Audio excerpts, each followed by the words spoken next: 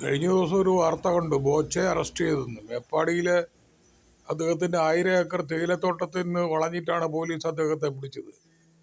കേരള മുഖ്യമന്ത്രിക്ക് ഒരു പരാതി ഒരു നടി കൊടുത്തതിന്റെ അടിസ്ഥാനത്തിലാണ്. ആ നടീനെ ആലക്കോടം കണ്ട ഒരു സ്വർണ്ണക്കട ഉദ്ഘാടനം ചെയ്യാൻ വന്നപ്പോൾ മഹാഭാരതത്തിലെ ഒരു അവതാരത്തെപ്പറ്റി അവർ ഉപമിച്ചു എന്നാണ് പറയുന്നത്. 4 മാസം മുമ്പ് നടന്നതാണ്.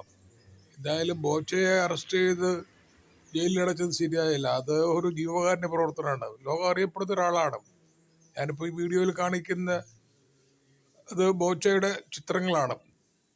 അദ്ദേഹം മറഡോണയുമായിട്ട് നല്ല ബന്ധത്തിലുള്ള, മറഡോണ തോളിൽ കൈയിട്ട് അണക്കാനുള്ള ഒരു കേരളത്തിൽ ഉള്ള ഒരു വ്യക്തി ബോച്ചയാണ്. ബോച്ചയൊക്കെ ചെയ്യുന്ന ജീവകാരുണ്യ പ്രവർത്തനങ്ങൾ ലോകമെമ്പാടും പ്രശസ്തമായി.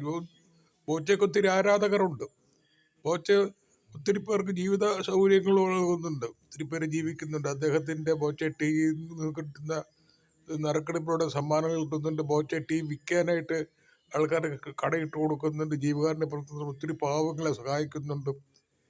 അങ്ങനെ നല്ല കാര്യങ്ങൾ. അദ്ദേഹം ഒരു പ്രത്യേക ബ്രാൻഡാണ്, ഒരു ചട്ടയും മുണ്ടും പോലുള്ള ഒരു വേഷം ധരിച്ചത്. അദ്ദേഹത്തെ പ്രത്യേക ബ്രാൻഡഡ് ആയിട്ടുള്ള ഒരു ഡ്രസ്സാണ്.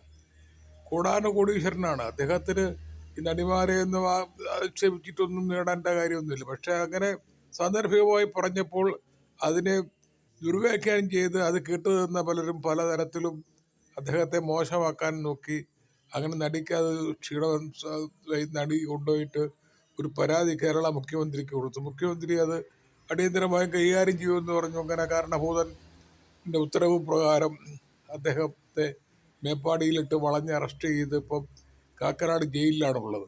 ഇനിയിപ്പോൾ അടുത്ത ദിവസം, ഇപ്പോൾ 2-3 ദിവസമായി ജയിലിൽ കിടക്കുകയാണ്. ബോച്ചയെ പോലെ ഒരു കോടീശ്വരൻ. അപ്പം ഒരു സ്ത്രീകളെ അപമാനിക്കാനും അപകീർത്തിപ്പെടുത്താനും പാടില്ല. സ്ത്രീത്വത്തെ നമ്മൾ ബഹുമാനിച്ചേ പറ്റുള്ളൂ. പക്ഷെ ബോച്ചയെ പോലുള്ള ഒരാൾ പറഞ്ഞ വാക്കുകൾ അത് സാമൂഹ്യ മാധ്യമങ്ങളിൽ വന്ന് അതിന് പിന്നിൽ കുന്തിദേവി എന്ന് പറഞ്ഞു, അത് മറ്റു തരത്തിലൊക്കെ വ്യാഖ്യാനിച്ചു. അപ്പം നടിക്കത് ക്ഷീണമായിരിക്കുകയാണ്. എന്തായാലും ഈ വീഡിയോ ഞാൻ ഇവിടെ അവസാനിപ്പിക്കുകയാണ്. നമുക്ക് ബോച്ചയ്ക്ക് മോചനം കിട്ടട്ടെ.